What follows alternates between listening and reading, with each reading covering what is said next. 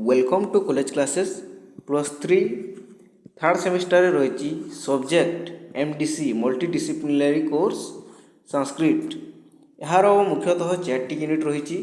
प्रथम गोटे यूनिट सरी यार द्वितीय यूनिट द्वितीय चैप्टर रही कर्म क्लासिफिकेशन ऑफ कर्म सेंस ऑफ एजेंसी निष्काम कर्म लोक संग्रह रिलेशन बिटवीन कर्मयोग एंड ज्ञानयोग। तो समस्ते यही वीडियो को शेष पर्यंत देखिए इंपोर्टेंट पॉइंट गुड़ा को निश्चित भाव में नोट करदे। एग्जाम रे आसबार बहुत संभावना रही। So let's discuss this topic. परिचय कर्मर दार्शनिक अर्थ फिलोसॉफिकल मीनिंग ऑफ कर्म। भारतीय दार्शनिक चिंताधारा रे कर्म जीवन नीति धर्म और मोक्ष सह परिचालित होउछि। समस्ते जानिछंती भारतीय दार्शनिक चिंताधारा कर्म उपरे बेस्ट अछि। कर्मर अर्थ होउछि कार्य कारणफल दायित्व और जीवनर परिणाम ताहा कोन कहा जे कर्म कहा जे। ताकू मानव जे किछि करे चिंता किंबा आचरण से सब कर्म रूपे गणा जाइथे। मनुष्य जेपरि भाव में चिंता करिवो तार आचरण तार व्यवहार जेपरि हेबो ताको कोन कहा जे कर्म बोली कहा जाइथे। कर्मर नियम कही थाए जेपरि कार्य करिबा सेपरि फल पाइबा। आमे गोटे व्यक्ति चोरी करचंती से पापर भागीदारी हेबे। गोटे व्यक्ति समस्त को दान करचंती से पुण्यर भागीदारी हेबे। गोटे व्यक्ति परिश्रम करचंती भल फल पाइबे। गोटे व्यक्ति परिश्रम करूनाहांती से फल पाइबे नहीं। जेपरि कार्य सेपरि फल। यही नीति मानव को नीतिमय करते सचेतन और जिम्मेदारी जीवन जीवंतु बोली शिखाई थाए। कर्मर विभाजन रही क्लासिफिकेशन ऑफ कर्म कर्मर प्रकार भेद। आम भारतीय शास्त्र अनुसार कर्म मुख्यतः 3 प्रकार। इंपोर्टेंट क्वेश्चन हो पारे। भारतीय शास्त्र अनुसार कर्म होची 3 प्रकार ताहाकू जानि नेबा। प्रथमटी हैला संचित कर्म। संचित कर्म यह होची जीवनर अनेक जन्मर समस्त कर्मर संचय। भारतीय संस्कृति रे पुनर्जन्म देखा मिलता है। व्यक्तिर अनेक गुड़े जन्म होते से ही जन्म मानक से व्यक्ति अनेक कर्म करता है। तार जो कर्मर संचय रही ताहा कौन होते पूर्व जन्मर पुण्य पाप होता है अवशिष्ट अनुभवर फल होता है। यही कर्म सुजोग अवस्था पर आम जीवन को प्रभावित करते। समस्ते कहती तोर पूर्व जन्मर यह फल पाउछु यह होची से संचित कर्म। द्वितीयटी होची प्रारब्ध कर्म। यार अर्थ कौन यह संचित कर्मर से अंश जेउतरु एही जन्मर फल भोगिबाकू पड़ी थाए। जेपरि जन्मस्थान परिवार शरीर नैसर्गिक गुण इत्यादि। गोटे व्यक्ति तार पूर्व जन्म गोटे पाप करथिले अन्य जन्म तार फल मिली थाए ताहा कौन होते जन्मस्थान प्रभाव पड़ी थाए परिवार शरीर और नैसर्गिक गुण उपर तार प्रभाव पड़ी थाए। पुण्य करथिले उच्च स्तर जन्म हेबो भल मनीष भाव में जन्म हेबो किंतु निम्न काम करथिले पशु इत्यादि जन्म हेबो ताहा होची प्रारब्ध कर्म। तृतीयटी हैला क्रियमाण कर्म। जीव एबे जहा करूची वर्तमान जीव जहा करूची ताहा कोन कहा जे क्रियमाण कर्म कहा जे। संकल्प भावना कार्य आचरण सेगुड़िक भविष्यत रूपे फल दे थाए। वर्तमान गोटे व्यक्ति जहाँ करुच्ची तार फल से फ्यूचर रे पाइबो ताहा तार क्रियमाण कर्म। सेथिपाई आगाकू एहाकू आगामी कर्म बोली कहा जाए काहाकू क्रियमाण कर्म को। कर्तृत्व बोध रही सेंस ऑफ एजेंसी। कर्म सहित कर्तृत्व बोध गंभीर संबंधित अटे। यार अर्थ है मु करुची।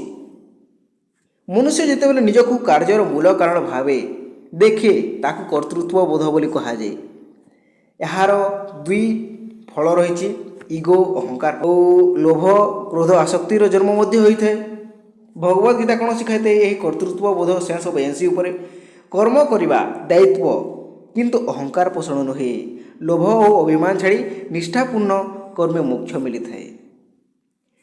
सेपरि निष्काम कर्म मध्य रही। निष्काम कर्म होउची कामना बिना कराइथिबा काम अर्थात फल इच्छा बिना कर्म करिबा कर्तव्य को पूजा भाव में करिबा सेवा प्रेम और धर्म भाव सहित कर्म करिबा।